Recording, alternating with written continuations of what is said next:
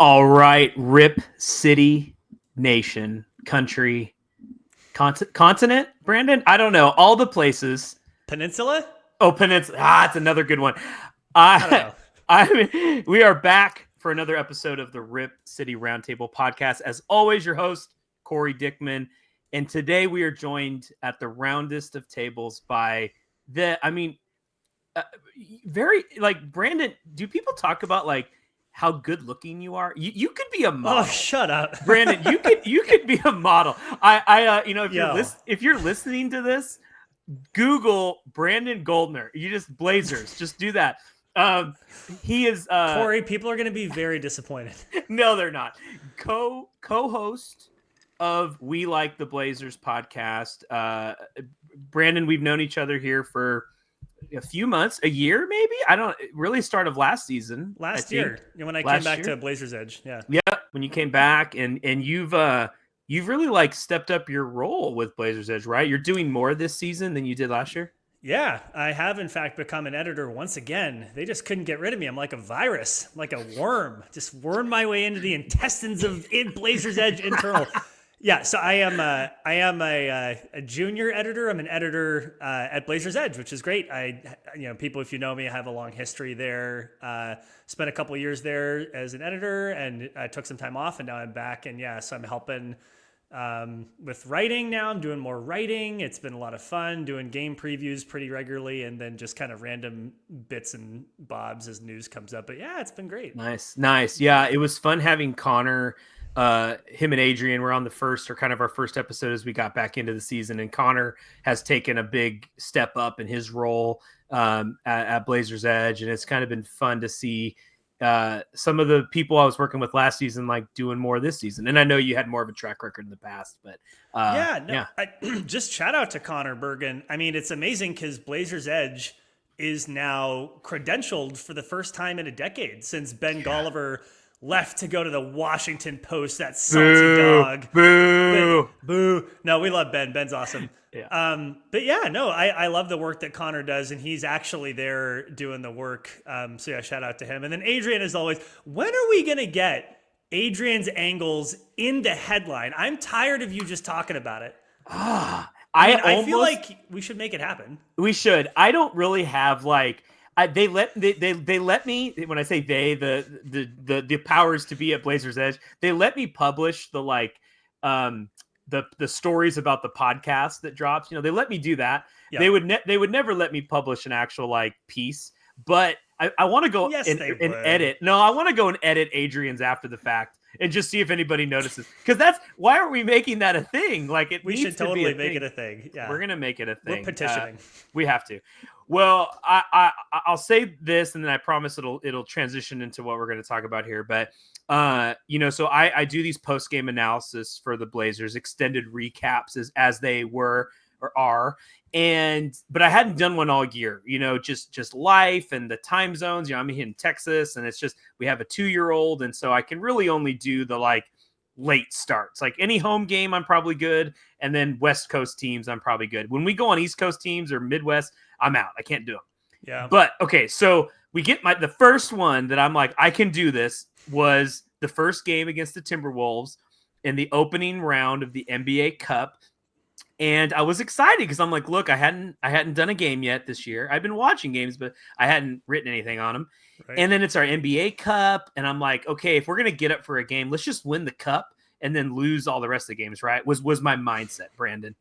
So we go in and we just destroy them. We win by 20 or whatever, close to. Yeah. And now, Brandon, we're on a 3-game winning streak, and it's because of me, because I did the post-game analysis, right? It has to be. I do remember Chauncey Billups saying, I was reading something from Corey Dickman, and it really inspired our guys. So it was you.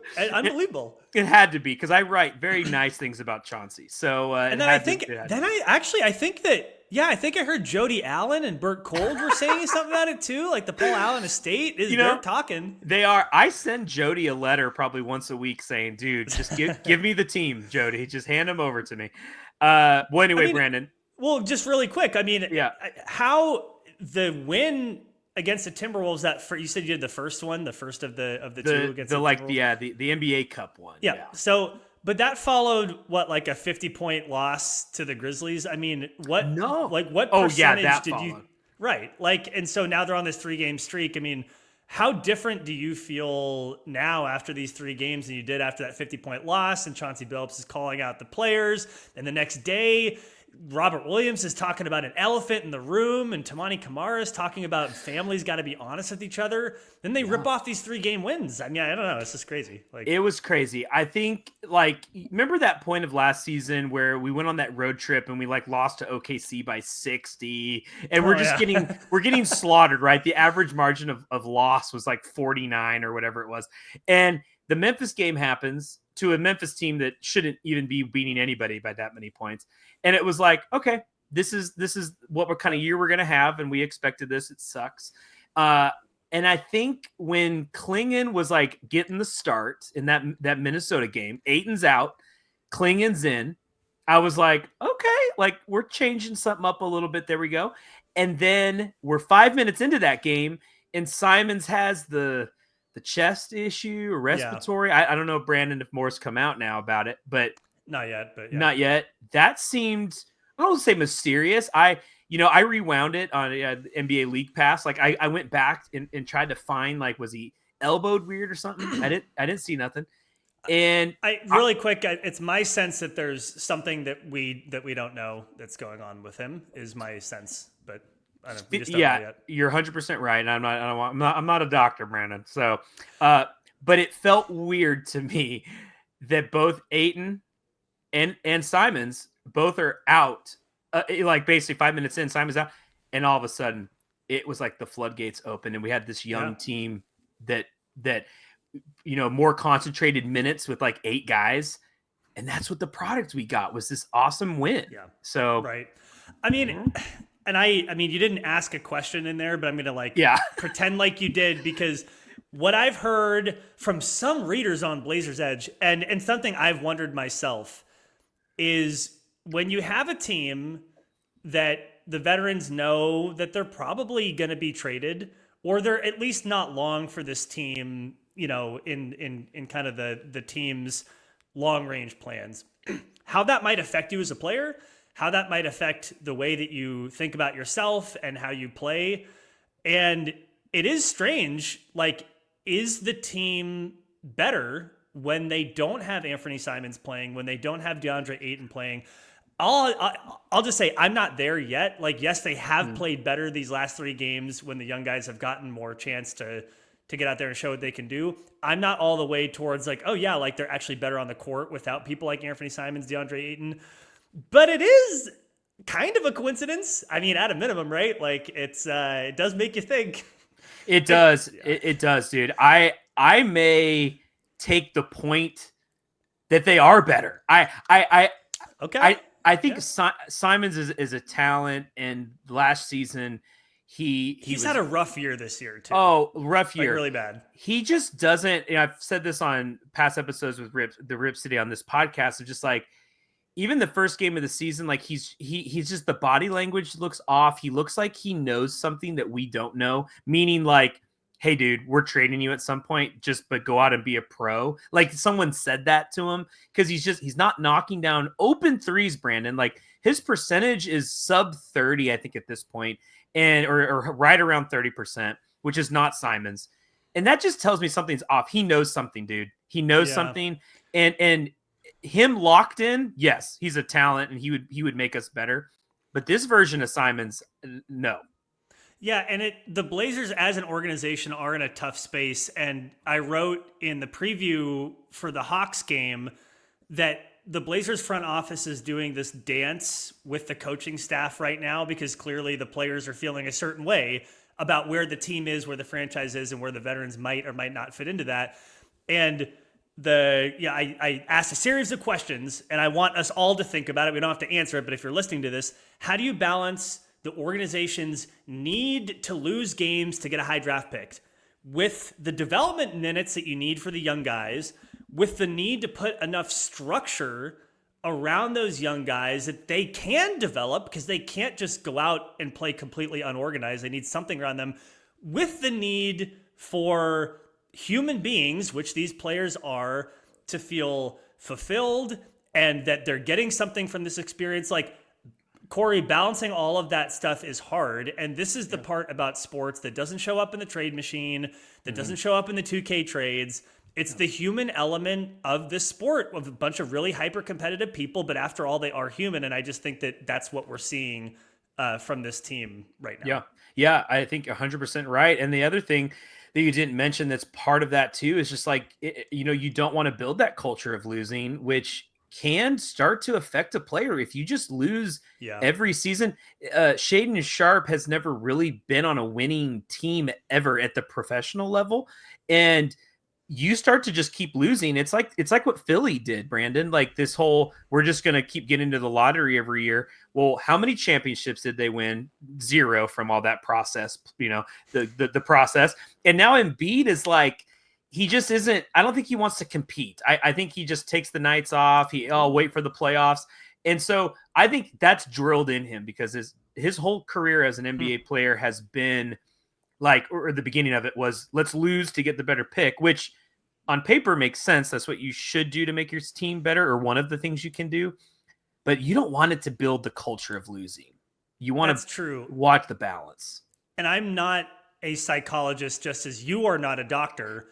Yeah. I do think that teams kind of bank on the fact that NBA players are so incredibly competitive, because to become an NBA player, it takes a lot, right? It takes like some genetic luck, then it takes a ton of hard work, and it does take just a deranged amount of competitiveness.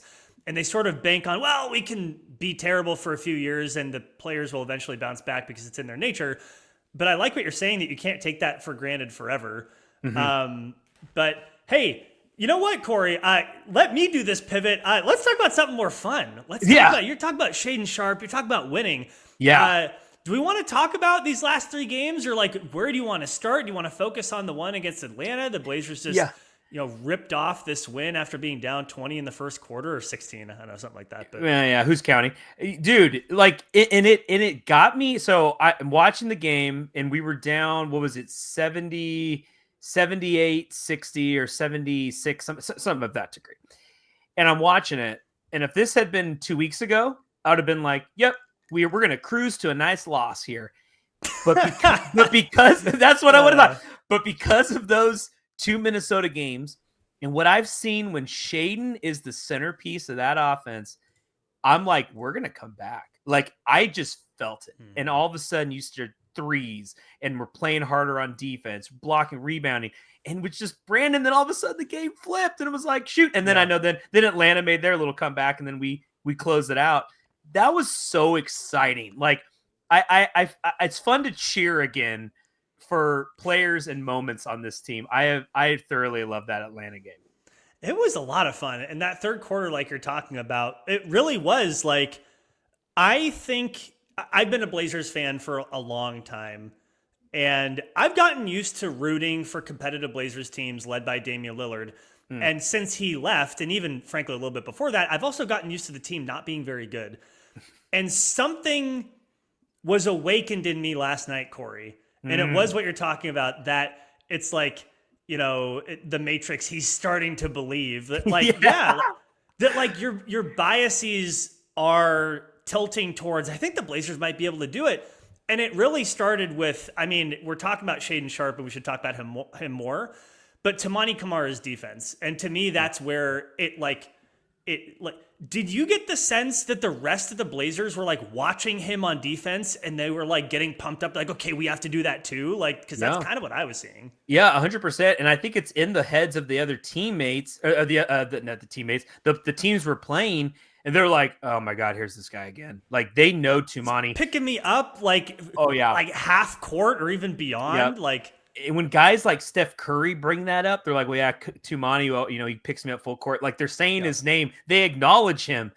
That is huge. And even like he's getting run on other big podcasts. Like, people are talking about Toumani and they're talking about his defense. That guy's motor and the offensive jump that he's made too, Brandon's incredible. But yeah, teams, like, you can see guys be like, oh no, here comes Toumani. And like all game, like, eventually that'll tire him out as in a long season. But even if he can start to just pick moments where he's like, okay, 6 minutes left in the fourth quarter. I'm no more 6 quarters. I'm going to pick up full court and just give it all I have for the last 6 minutes. Yeah. That's going to be amazing. It is. And like to have someone on your team who, to your point, I'm just going to repeat what you said, but say it differently. He could just at any time make it really miserable for the other team. Mm-hmm. And then you add to that Robert Williams III. By the way, it's amazing to see him healthy. How many lobs did he get last night? He got up for like 3, 4, 5 lobs. Like he's looking fresh.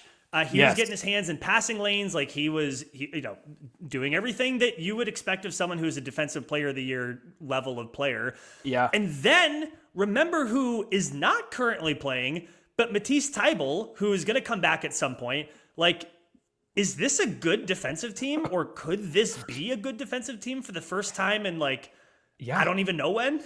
It's the calling card. Like when Tease comes back, like this team, that is what they'll be known for the rest of the season. And if we end up not, playing well, and we end up, getting in the lottery or whatever could happen. The fact that we're even saying could at this point is interesting, Brandon. But regardless of what happens, it's going to be defense, because even like Scoot, like offense is still coming, right? But the effort is there on defense. Now he picks up fouls a lot, sometimes blah, blah, blah. But like his defense is there. Tumani, even Shaden's not a scrub on defense. You get Tease back, Klingon, Williams, Grant. I mean, it's like, oh my goodness, man, we're throwing everybody out there that's playing defense. Yeah, and I like what you said too, to like bring it back to Shaden Sharp, who, we got word a couple hours ago that he was under consideration for Western Conference Player of the Week, and good on him for that. First time in his career that he's had consecutive 30-point games, and he completely took that game over last night, scored the Blazers' last 11 points. Like everything that you want to see from his development, Shaden Sharp is doing. But to your point, also, Shaden Sharp until now has been at times a little mercurial. His effort has kind of come and gone. He hasn't always looked locked in and engaged. And that was something, because I did the extended recap last night. So it was the first game of the season. I did an extended recap. Oh. So I'm sitting on my computer taking notes. Yes. I was noticing, to your point, on defense and offense, even before he really got going later in the game, that Shaden Sharp was engaged the whole time, the entire time. And he was trying the entire time. And for someone who's that athletically gifted, that's what really needs to come next. And that seems like that's what he's getting to right now, which is really, really cool to see. Really cool to see. Yeah, that sequence at the end of the game where he does the step back three that looked like he's taller. He's taller than Dame, so it didn't look the same. But that's the move, right? That's the step back three that he watched Lillard in practice and in games. It was the same move, and just drilled that three. A lot of separation on that too. There was a different camera angle that showed it even better than like the regular game feed, but like he got so much space in one step. Yeah. Really impressive. Incredible. Nails the shot. And then, Trae Young kind of threw a weird pass, but at the end of the game, but Shaden stole it, and credit to him. Like he jumped the lane and he got the steal. And it's like, how many times does a guy hit a game-winning three and then get a steal on the other end to close it out? Totally. He did miss a free throw there, I think, right at the end, or one of them. He missed a couple, but he made enough of them. And by the way, one of those missed free throws then turned into a 4-point possession, because it was, I think, the step back that. Anyway, it was. A step back. Yeah, he did it on purpose, Corey. That's what I'm saying. He missed it so he could get the three. That's what he did. He knew. He called it. He's like, I'm missing this. He gave the signal. Right. But man, it's exciting. I one of my good buds, I'm texting him, and we were just going back and forth of like, can Shaden be the guy? Like, is Brandon? Yeah. Is he a top 10 dude? Like, could he be a top 10 guy in the NBA? I'm going to ask you that question before I say what my response was. But do you think he can be a top 10 guy? Are you seeing it right now? It's such a tough question, because like top 10 in the NBA, I mean, how many players have the Blazers had like that for an extended period of time? Damian Lillard for a time. Yep. And then before that, like, was LaMarcus Aldridge like top 10, maybe at his like peak, but not for that long. Mm-hmm. Brandon Roy for like the quickest flash, like, but it just doesn't happen very much for Portland is the thing, to have someone who's that caliber of player. Man, I just think it's too soon to tell. I will say this though, if you think he can be a top 10 player in the league, the run of games that he's had and how he's doing it, and then specifically the effort level and like being willing to put the team on his back to be the every down type of player who knows, hey, I'm going to take the last shot. I'm the one who's going to get fouled. That's exactly what you want to see from him in year 3. So I think it's too soon to tell for me, but Sure. it's not, the question isn't deranged. Let's put it that way. Okay. It's not deranged. I said yes. I've seen Brandon. I've You're seen a it. homer. I've seen enough. Yeah. No, I've seen enough. Mr. Optimist over there. He looks the part. He plays hard on defense. I've thrown around, and because this guy was a Laker, I wasn't a big fan, but like, could he be Kobe? Does this look like Kobe out there? Like, gets the separation, has a beautiful shot. His shot is beautiful. And he is not a slouch on defense. In fact, I think if he puts more effort there, which he just never has had the games in a row, Brandon, because the I word that I'm not going to say out loud, he's always just gotten bitten by that bug that starts with the letter I, and so he has to stay healthy. And I want to see this all the way through. And to answer kind of a question you had presented, a little bit ago, was like, with management, what's the line, right? They have to teeter both development, losses, but let's still get some wins. Let's be positive. Right. And like, can Scoot, Shaden, and Tumani, because if we're being honest, those are the 3 we have to see if they can gel all together, at least from like a front court perspective, or a 1, 2, and a 3. Like, we have to get them as many games as possible. And if we're just winning, then do we know now? Like, and if we are winning, I think it's because of Shaden making the jump and can be that guy. I think he could be that guy. I think he can too. So I don't want to sound like I'm being extra negative. It's just again, like, being that guy takes a whole lot of stuff beyond the skill and the athleticism. And it really is about the mentality and the consistency, which we do see coming. Here's what I'll say. My hot take. I was thinking yesterday, and, I put out a very brief discussion question on the site today, basically saying, what do y'all think about Scoot Henderson right now? And my thought is, you mentioned Shaden, Scoot, and Tumani. What if it were Shaden, Tumani, and Klingon? And listen, if the Blazers front office watching Donovan Klingon, it's still very, very early, but having a near triple-double with blocks in the last game, had a quieter game against Atlanta, but still, is proving that he can stay on the court. Looks a little bit winded. I think that will come in time, but has the defensive awareness, has the mobility, clearly has the mentality to be like a defensive player of the year candidate at some point. Yep. Does Donovan Klingon showing what he has showed already so far, does it make the Scoot Henderson development question a little less pressing? Because I do think that is going to be, the Blazers are going to have to ask themselves, are we sticking with Scoot Henderson or not? I don't think you have to decide that right this moment, but do you think that Donovan Klingon showing what he showed makes that a little less kind of pressure filled for the front office? Good question. This is my thought to that. And let me got to figure out how to phrase it so I phrase this correctly. I think Klingon has showed so much, and I may not be the president of the Klingon fan club, but I'm the treasurer. Like I love everything Klingon's doing. Is that even an elected position, sir?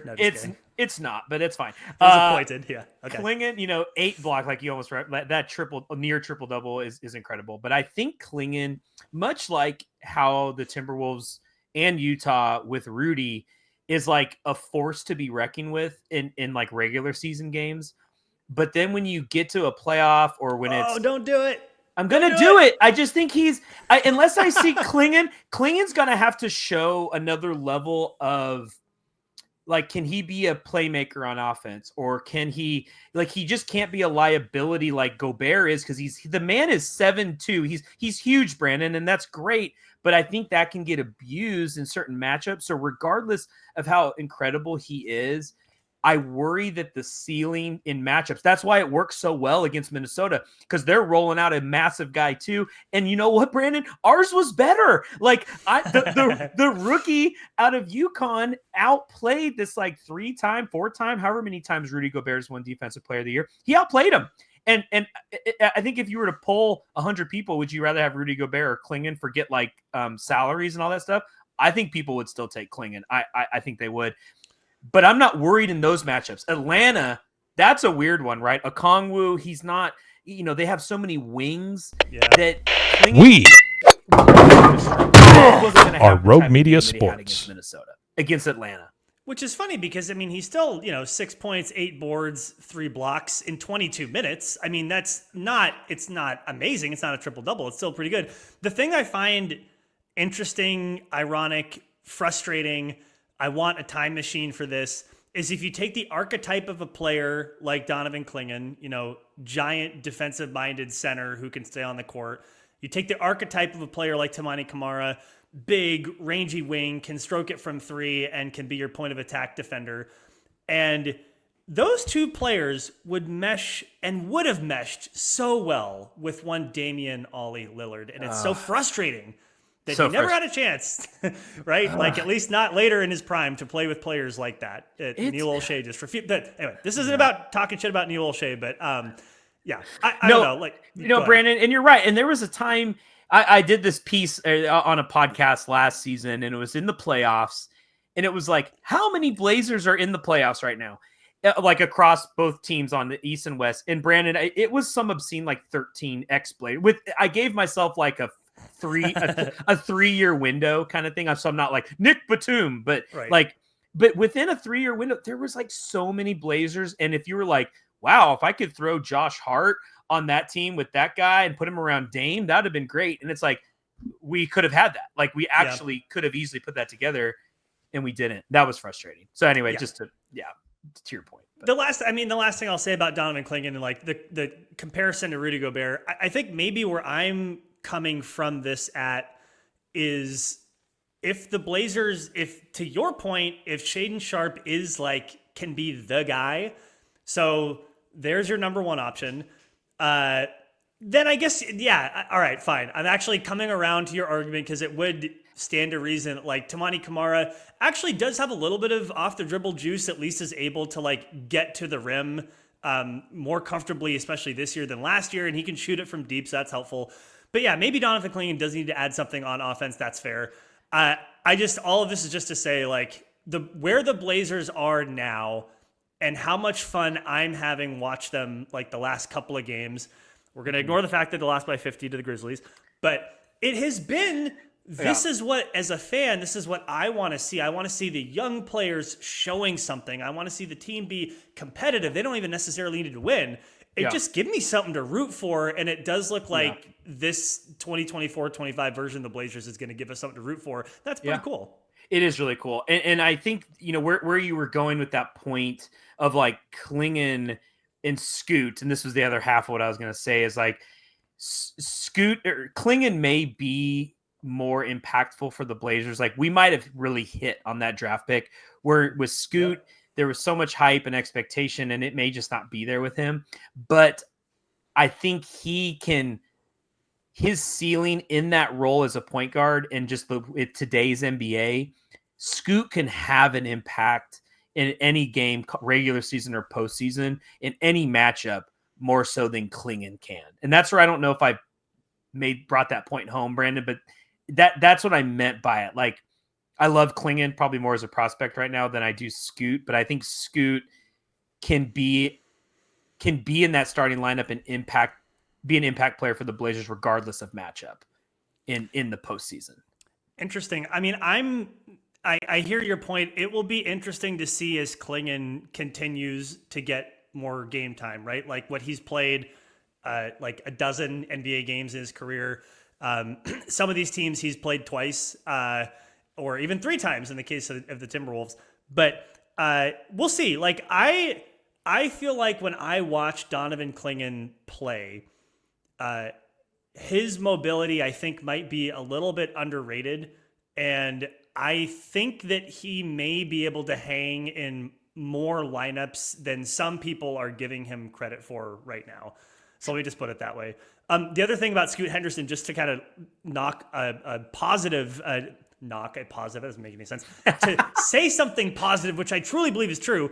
Yep. Ignore the box score. If you watch how Scoot Henderson is playing, he's so much more patient.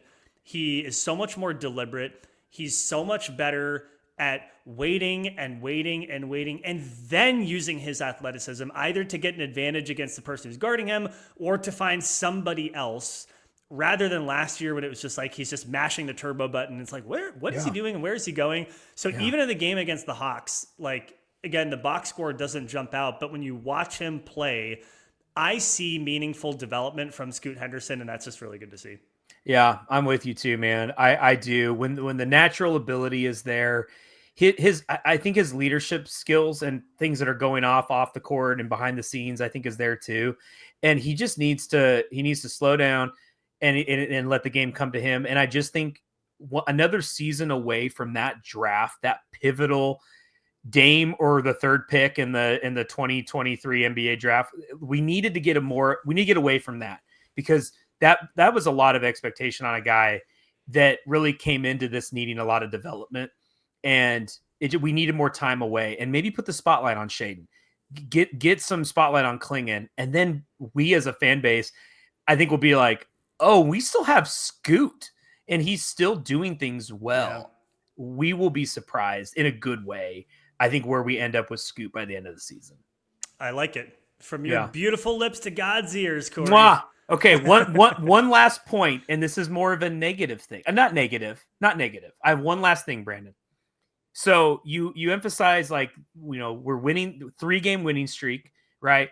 We after the blowout to Memphis, like, what changed, right? What changed? And I go through the minutes here of the Atlanta game.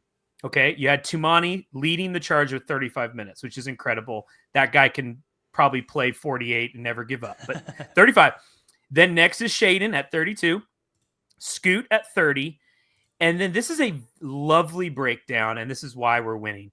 Grant, 28 minutes, Advia, 25, Rob, 25, Banton, 26, Klingon, 22. They're all in that mid to late or 22 to 28 range, which is great, consistent minutes. Then throw in, Chris Murray, who played well in 8 minutes, and Ryan Rupert, who played well in 10 minutes. Those are our 2 guys, right, that are going to come off the bench and do their thing. This is a nice little rotation, 8-man rotation here, Brandon, that shouldn't we just trade Simons and Ayton now? Let's clear the pathway. Let's trade them. Yes. Here's the problem, though, that Anthony Simons playing the worst basketball that he has played since he became a starter doesn't exactly scream, I want to trade him, or trade for him, rather. Other teams are not going to want to trade for him if he's playing this poorly. DeAndre Ayton, I think his contract, even though it's going to be expiring, I don't think anyone wants to take that on either. That's the problem. So then you are left with people like Jeremy Grant, who I think I'm like unnecessarily frustrated when Jeremy Grant plays, and I think he's perfectly fine, and I think I'm just biased against him at this point for the same reason I just want the development minutes to go somewhere else. And then you have Robert Williams. Robert Williams, I wish he could just stay on this team forever and just be a mentor. This is the guy that you want to learn from, and no offense to DeAndre Ayton, not DeAndre Ayton. No. But Robert Williams is the guy you want to learn from. But that's the thing. It's like the better these players play, the more you want them to stay on your team, the more attractive they are to other teams in the trade. And the worse they play, the more you want them off your team, and the less that teams want to trade for them. That's the problem. Yeah. No, you're 100% right. That's the problem. I just think that Cronin, if he gets his sales, wear your sales hat, Cronin, and just say, look, this Simons version that you're seeing, this isn't Simons. He's just... He's distracted. Trust me, bro. He's so much better than this. Trust me, bro. He's distracted. He knows he's on the way out, Brandon. I know. He doesn't. I don't see a way he stays. I don't know, and I don't know. I don't know how he stays. Let me ask you this: if you were Joey Crones, if you were Joe Cronin, would you be willing to budge off of your asking price and take a little less for Anthony Simons just to get him out the door? Or are you going to hold on to him until he starts playing better? Like, what are you doing? Okay. I'm going to say something, and this is not, I don't want to be insensitive because I don't know what injury he has. It could be a scary, it could be, let's pretend for a second that it's not a scary injury. Okay, Brandon? I would keep Simons out 2 more weeks. Just fake the injury. Just say, yep, it's still something weird. We're figuring it out. Ayton, was it an index finger injury? It's a finger thing, yeah. A finger thing. Give him 2 more weeks with his finger Give thing. him a Rubik's Cube. Maybe he'll sprain his finger again. And let's see what this team does for 2 more weeks. And I know that's not a massive sample size, but give me the same minutes that I just laid out to you. Give us those splits. Obviously, Rob's not going to play back-to-backs, right? So, maybe you get Jabari in there to fill in. But, give me 2 more weeks. And, Brandon, if we're, killing it just like we are right now, then lower your asking price and just trade him. Well, just trade him. It's also weird, too, and I know that we're getting short on time. It's also weird because part of the reason for making these veteran trades for future talent was to make your team worse, but the team's playing better without some of the veterans. So I don't know what to do with that. It's just, I don't know. Fun. It's fun for me as a fan. It is fun, dude. This has been, oh my gosh, so obviously better than all of last year. And then even that last stretch when we had Dame at the end where you kind of knew it was getting near the end. Yeah, that was no fun either. So it's been no fun for 2 years almost. This has been fun. Yeah, this has been fun. But anyway, we'll keep it rolling, bud. I appreciate you coming on. Yeah, I appreciate you too. Thanks. Obviously, you can find my stuff at Blazers Edge. You can also find Corey at Blazers Edge. And you can find my stuff at We Like the Blazers. So, sorry, you didn't even ask me, but I'm doing the thing. You're doing the thing. Yeah. Doing the thing. You got to do it. It's assumed. You have to. Assumed. Oh, wait. Also, find me on Blue Sky. It's great over there. Go to Blue Sky, everybody. Blue Sky. It's all blue and all sky. So, all right. Brandon Goldner, thanks for being on the Rip City Roundtable. Appreciate you.